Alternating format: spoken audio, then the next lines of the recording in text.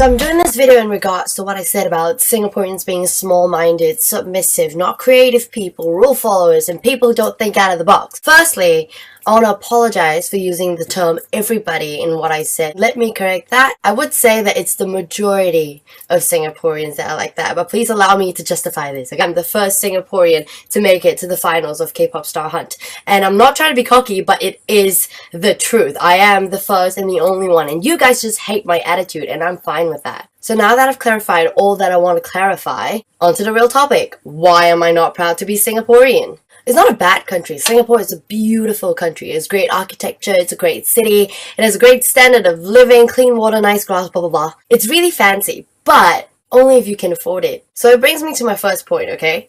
Singapore is no place for an artist to be. Singapore is a great place for expats because you have to admit the expat packages are pretty damn good. But what about Singaporeans? The one with good education do well, definitely. But they're the ones who do bad in school. They don't get much. And yes, I understand that this is fair. You work hard for what you get. But this country has become so obsessed with the idea that the best thing to do in life is a doctor, a lawyer, or be an engineer, etc, etc, etc, because those are the highest paying jobs. Singaporeans in general, they just don't think about doing anything else. So there's the few minority that go down the forbidden path, like me, like when I chose to do media. My family of doctors and lawyers just thought I was stupid to do it. The only people who supported me were my parents. They were never confident about it because at the end of the day, I could still fail and be left with absolutely nothing. So here's my problem with Singapore. There's barely any room for an alternate successful career path other than the ideal career that everyone has in mind. And on top of that,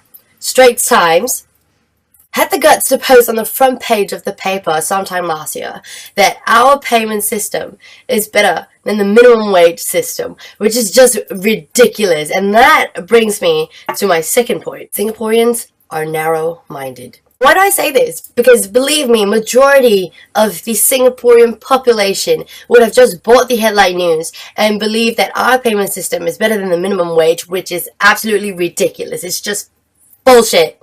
For example, we've got a 21-year-old waitress in Singapore versus a 21-year-old part-time waitress in Australia. This is what a Singaporean would get, and this is what an Australian would get. Exactly my point. Yeah, and you might say that the Australian standard of living is a lot higher. But to be fair, if you lay out an earning to spending ratio, it is a lot cheaper to live in Australia than in Singapore. So at the end of the day, is the minimum wage better than the Singaporean payment system? No. You still want to believe everything that you see in the headline news, such as this.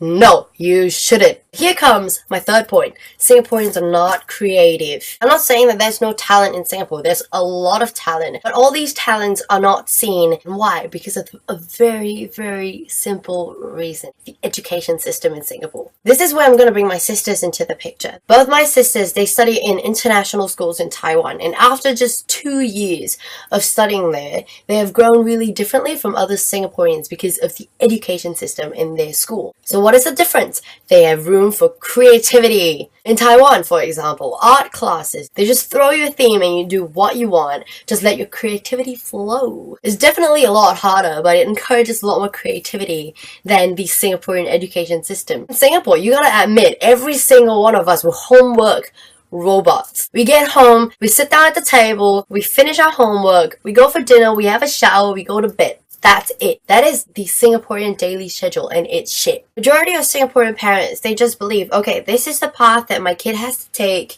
This is what my kid has to do to be a successful person in life. When parents have this mentality, this is what you get from Singaporean kids. We are not creative. We're just book smart. We just study every single day. Does anyone do arts and crafts?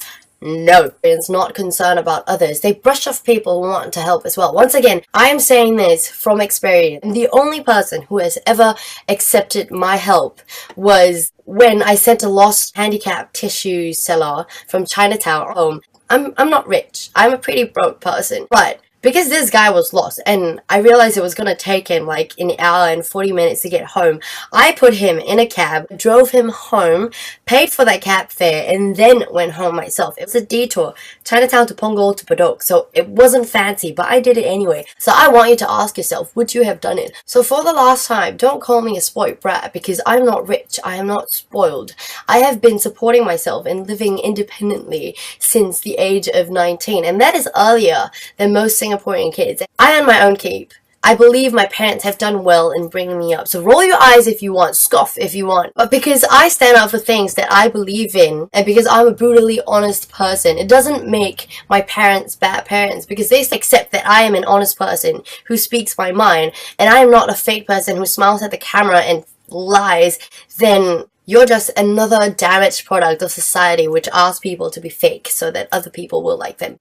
And I will not be molded by society's demands, because that is just ridiculous. So to conclude with my last point, that everybody just follow the rules. No one ever speaks up. It's like Singaporeans don't have brains of their own. They just go with the crowd. Sorry, but it's kind of true. And you know it's true, and I'm not. You guys have to realize that I have my reasons for not being proud being a Singaporean, and we can agree to disagree. I have made my own decision, and I hope this video would help you guys realize why I said the things that I did. And thank you to the rest of the people who have supported what I said about not being proud to be Singaporean. But please, if you do find an extremely convincing reason why we should be proud to be Singaporean, I'm all ears. Because other than the fact that Singapore has no danger, streets are safe, there's no tornado, tsunami, and earthquakes because of our geographical location, I haven't seen anyone come up with anything better to tell me that Singapore is